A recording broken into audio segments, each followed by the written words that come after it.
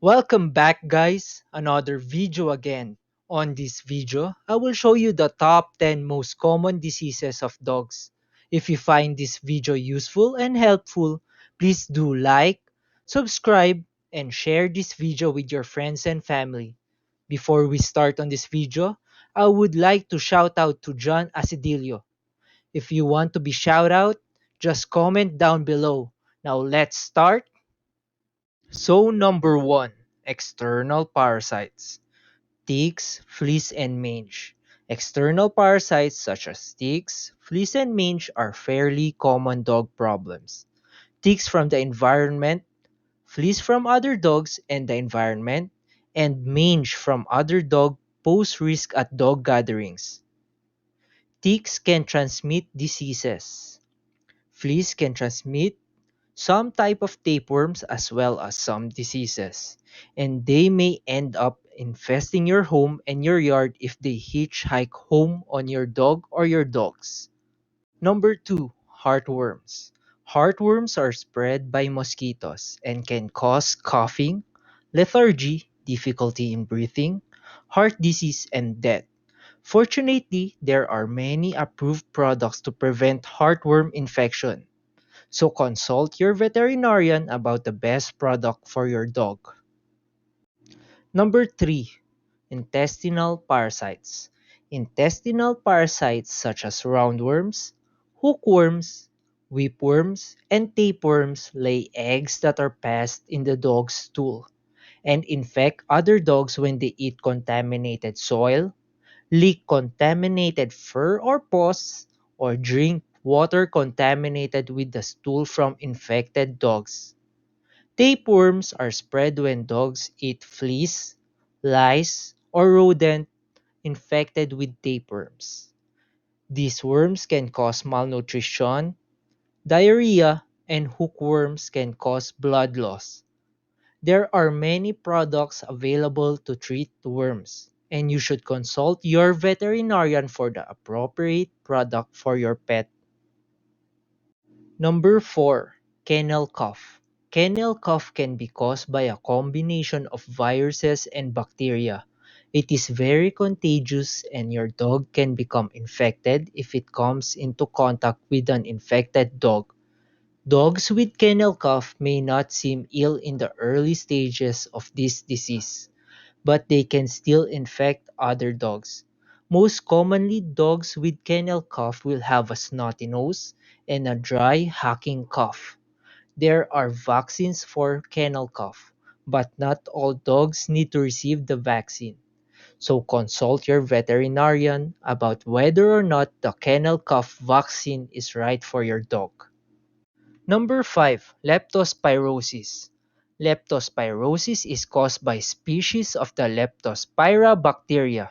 The bacteria are shed in the urine of infected animals, and animals and people usually become infected by drinking contaminated water or coming into contact with contaminated soil or food. Dogs infected with Leptospira may develop fever, muscle weakness, vomiting, lethargy, abdominal pain, and kidney or liver failure. There is a vaccine for leptospirosis, so consult your veterinarian about whether or not the vaccine is appropriate for your dog. Number 6, rabies. Rabies is caused by the rabies virus and is 100% fatal in animals once they start to show signs of disease. The virus is spread by saliva, either by a bite from an infected animal or by saliva contaminating a skin wound. In addition, any contact with wildlife, including bats or rats, can introduce the risk of rabies infections. Raccoons, skunk, and other wild animals can carry the rabies virus and may be present in areas where dogs gather. So number 7, ringworm. Although its name suggests it's a worm, ringworm is actually due to fungal infection of the skin. It can be spread by contact with an infected dog, its bedding or something that has come in contact with the infected dog. The fungus can also survive in the soil.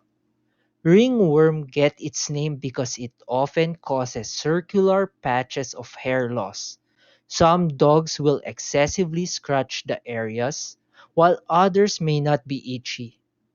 Many dogs will recover without treatment, but they are often treated to prevent them from spreading the infection to other dogs or to people.